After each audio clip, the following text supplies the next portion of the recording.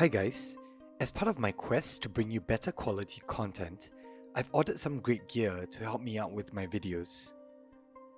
So today I'll be doing an unboxing of the Focusrite Scarlett 2i2 2nd Gen USB audio interface.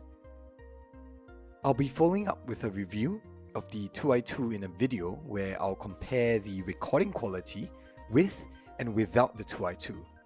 So subscribe and stay tuned for that. The Focusrite Scarlett 2i2 comes in a standard no-frills box packaging. Out of the box, you're going to find the USB interface itself, a USB Type-A to USB Type-B cable, and an information sheet.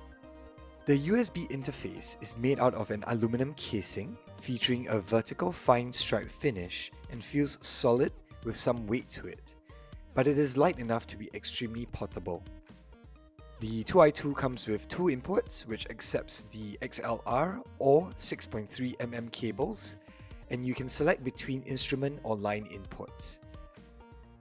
There are also adjustable gain controls that you can tune for each input. The 2i2 also comes with a 48V phantom power switch that you can use depending on the type of microphone that you are using. If you are using a condenser microphone, you'll want to turn this on to provide a power source for your microphone.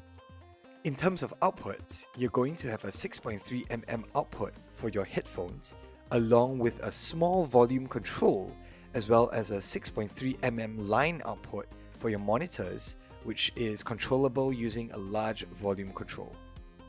In terms of specs, the 2i2 has a bit depth of 24-bit and supports sample rates from 44.1 kHz up to 192 kHz.